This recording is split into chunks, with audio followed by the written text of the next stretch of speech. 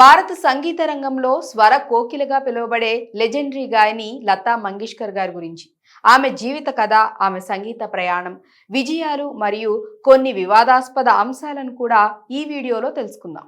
ఈ అద్భుతమైన కథను వినడానికి సిద్ధంగా ఉన్నారా? అయితే ప్రారంభిద్దాం. లతా మంగేష్కర్ భారత సినీ సంగీత రంగంలో అత్యంత ప్రభావవంతమైన గాయనిగా గుర్తింపు పొందిన లెజెండ్. 1929 సెప్టెంబర్ 28న ఇండోర్లో జన్మించారు.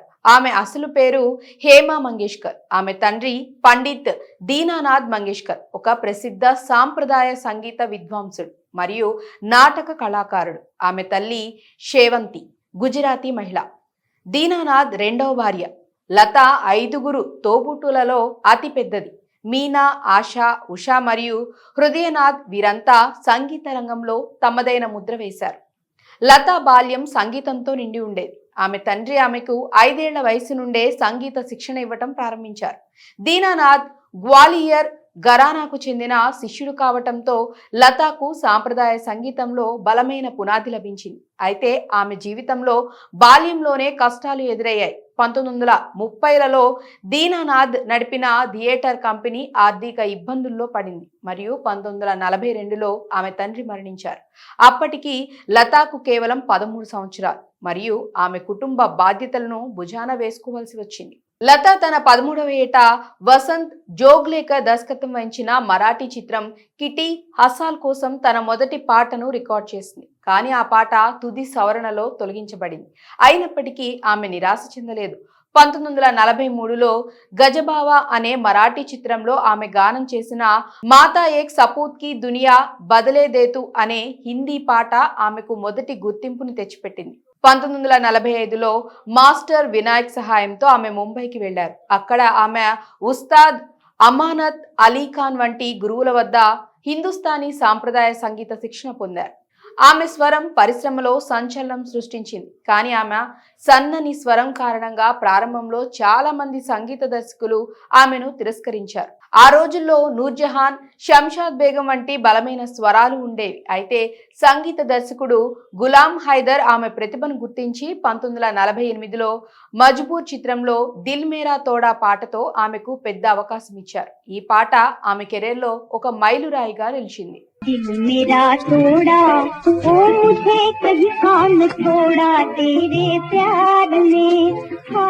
1949లో మహల్ చిత్రంలోని ఆయేగా ఆనేవాలా పాట లతాను ఒక్కసారిగా స్టార్ గా నిలబెట్టింది. ఈ పాట ఖేమ్చంద్ ప్రకాష్ స్వర కల్పనలో మధుబాల నటనతో ఒక సంచలనంగా సృష్టించింది.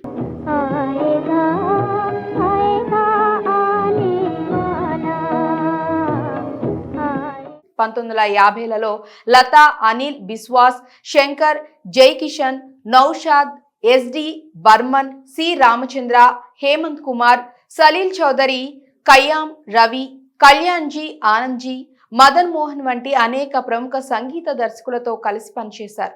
ఆమె గొంతు విస్తృత శ్రేణి భావోద్వేగాలను వ్యక్తీకరించే సామర్థ్యం కారణంగా ఆమె ప్రతి నటి కోసం పాడే ప్రధాన గాయనిగా మారారు. నర్గీస్, వహీదా రెహమాన్, మాధురి దీక్షిత్ నుండి ప్రీతి జింటా వరకు లతా 36కి పైగా భారతీయ భాషలలో అలాగే కొన్ని విదేశీ భాషల్లో పాటలు పాడారు.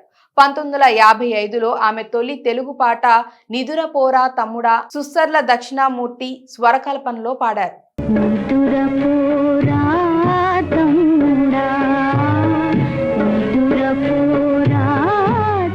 1988లో ఆఖరి పోరాటం చిత్రంలో తెల్ల చీరకు అనే రెండవ తెలుగు పాటను ఇళయరాజా స్వరకల్పనలో రికార్డ్ చేశారు.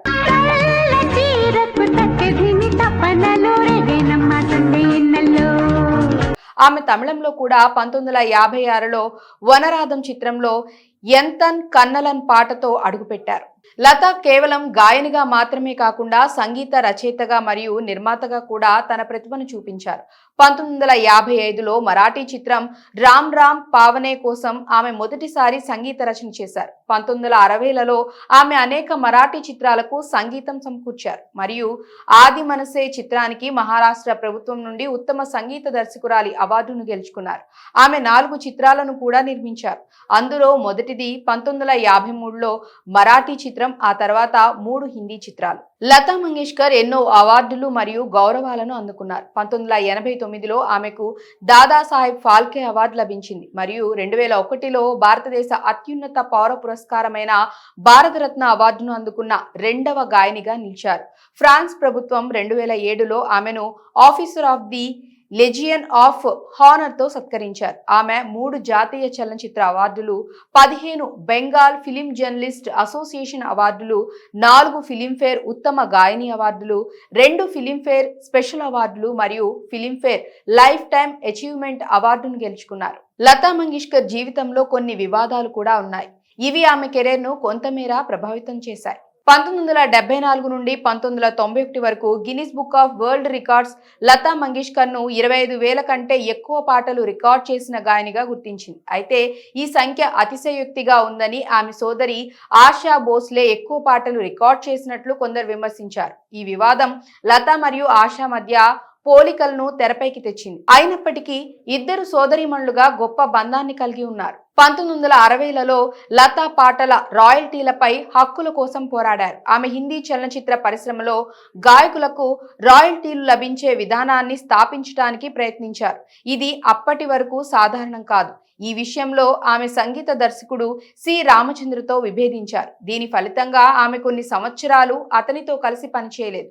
ఈ వివాదం ఆమె దృఢ నిశ్చయాన్ని మరియు గాయకుల హక్కుల కోసం ఆమె చేసిన పోరాటాన్ని హైలైట్ చేసింది.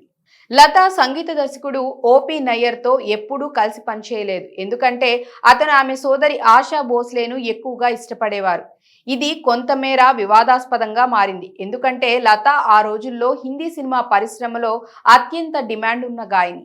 లతా కొన్ని సందర్భాలలో రాజకీయ వ్యాఖ్యలతో వివాదంలో చిక్కుకున్నారు. ఉదాహరణకు ఆమె కొన్ని సామాజిక మరియు రాజకీయ సమస్యలపై వ్యక్తం చేసిన అభిప్రాయాలు కొందరిని విమర్శించేలా చేశాయి. అయితే ఆమె ఎల్లప్పుడూ తన సంగీతంపై దృష్టి పెట్టడానికి ఇష్టపడేవారు. లతా సంగీతం ద్వారా సమాజానికి అనేక రకాలుగా సహకరించారు. 1989లో ఆమె పూణేలో మాస్టర్ దీనానాథ్ మంగేష్కర్ హాస్పిటల్ను స్థాపించారు. దీనిని లతా మంగేష్కర్ మెడికల్ ఫౌండేషన్ నిర్వహిస్తుంది. 2005లో ఆమె స్వరాంజలి అనే జ్యువెలరీ కలెక్షన్స్ ను డిజైన్ చేశారు. దీని నుంచి వచ్చిన ఆదాయంలో కొంత భాగం 2005 కాశ్మీర్ భూకంప బాధితులకు విరాళంగా ఇవ్వబడింది. లతా తెలుగు సినిమా పరిశ్రమలో కూడా తన స్వరంతో మాయాజాలం చేశారు. ఆమె 1955లో సంతానం చిత్రంలో నిదురపోరా తమ్ముడా పాటతో తెలుగు ప్రేక్షకుల హృదయాలను గెలుచుకున్నారు. 1988లో కె రాఘవేంద్రరావు దర్శకత్వంలో ఆఖరి పోరాటం చిత్రంలో తెల్ల చీరకు అనే పాట ఇళయరాజా స్వరకల్పనలో ఆమె గొంతు మరోసారి మెరిసింది. ఈ పాటలు ఆమె బహుముఖ ప్రతిభను చాటాయి. లతా తన చివరి సంవత్సరంలో కూడా సంగీత రంగంలో చురుకుగా ఉన్నారు. 2019లో ఆమె సౌగన్ ముజే ఇస్ మిట్టీకి అనే దేశభక్తి గీతాన్ని రికార్డు చేశారు. ఇది భారత సైన్యానికి అంకితం చేయబడింది. 2022 ఫిబ్రవరి 6న 92 సంవత్సరాల వయసులో లతా మంగేష్కర్ బహుళ అవయవ వైఫల్యంతో ముంబైలో మరణించారు. ఆమె మరణం భారత సంగీత పరిశ్రమలో ఒక యుగం ముగింపును సూచించింది. లతా మంగేష్కర్ స్వరం ప్రపంచవ్యాప్తంగా కోట్లాది హృదయాలను గెలుచుకుంది. ఆమె పాటలు కేవలం సంగీతం కాదు, భావోద్వేగాల సమాహారం. ఆమె స్వర కోకిల, nightingale of India, voice of the millennium వంటి బిరుదులను పొందారు. ఆమె జీవితం, సంగీతం మరియు సమాజానికి ఆమె చేసిన సహకారాలు ఎన్నటికీ మర్చిపోలేనివి. లతా మంగేష్కర్ జీవిత కథ మనకు స్ఫూర్తినిస్తుంది. కష్టాలను అధిగమించి తమ ప్రతిభతో ప్రపంచాన్ని జయించవచ్చని చెబుతోంది. ఈ వీడియో మీకు నచ్చిందా? అయితే లైక్ చేయండి, షేర్ చేయండి మరియు మా ఛానల్ను సబ్స్క్రైబ్ చేయండి. మీ అభిప్రాయాలను కామెంట్స్లలో తెలియచేయండి. మరో అద్భుతమైన వీడియోతో మళ్ళీ మీ ముందుంటా.